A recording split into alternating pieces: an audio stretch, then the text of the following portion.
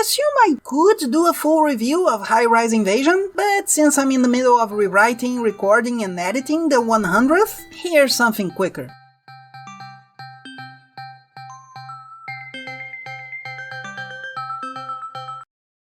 High-Rise Invasion is a Netflix anime, 12 episodes long at the point of writing, which isn't amazing, but it's not terrible, and it's not dull either, though it is clearly a little stretched. The world premise is reasonably interesting, even if at the end of the day, it's just a battle royale. The characters aren't very developed, but are somewhat, considering it's an action series, and has some shock and comedy moments that work, while others not so much. The series kept me more interested than Cannon Busters, for instance. In fact, if you'd like, I can give that a recap too, though it was more of a disappointment than this one. Especially with those great visuals. Yeah, visuals aren't exactly High-Rise's forte. The designs are mostly interesting, even if leaning a little too much on fanservice, as is the comedy. But every time it felt like they were going to do a lazy version of a trope, there was something at least interesting enough to keep me watching. I'd give it a 6 out of 10, maybe 6.5, especially for the variation in quality, both in the script and the animation. The problems the series has so far aren't many, but they aren't small. So, SPOILERS.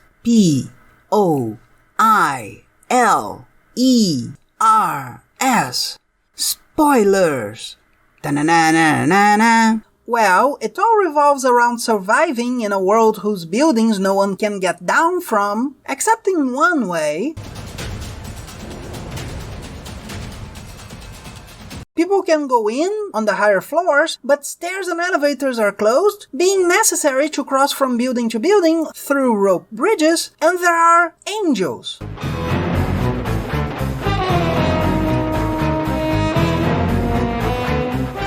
That try to make people get desperate while wearing masks. That's the initial premise, and the series keeps adding to that. Kinds of masks, kinds of angels, skills that can be obtained, and a skyscraper in the middle of it all. In other words, the problem isn't lack of progression. After seeing the 12 episodes, only one detail felt forced, especially due to how it was put. It's just, besides that, once in a while we have moments meant for shock, which is understandable for a desperate situation, but while some refer to the story and are interesting because of that, we also have moments of human is terrible, so do terrible things terribly, which are terrible. Right at the start, we have a police officer that kills another one and tries to the main character. Not only that, this comes after he sees we have masked people attacking others, and he literally says he does it because he'd never have that opportunity. Meaning he should not have been a cop. After trying such a thing, I find it hard to justify that this should be seen as a human being. But that seems to be the author's intent. Placing a monster to say this world is terrible. It's just, this has nothing to do with the world. He was a douche, died a douche, and the rest of the anime is going to do fan service that is almost as uncomfortable as that, but involves nothing of the sort. The closest we get is someone who suggests that maybe kinda cooked people, but seems to have just seen School Days and decided to collect that kind of trophy. So this is absurdly out of sync. And when the anime goes back to the narrative, which seems to be of her meeting other characters that become threats or allies, the strategy itself is not so developed to be deserving of praise, but it's not boring. It's a fun action story. It's just that this story is punctuated by moments of unmentionables that get way too much attention, to the point of a character having two versions of herself visually marked different by their colors. At some point, this fetishism is so absurd, it's funny. For example, the main character arriving to save her and being recognized by her wardrobe. But then we have the same happening at the end of the season, and we see the same thing happen, but it's not a joke. The same girl is saved by Yuri, Lily. It'd only be more obvious if their symbols were a pair of scissors, and the first thing she sees of the rescue is that. The funny thing is that, in other moments, the relationship between the two seem more genuine.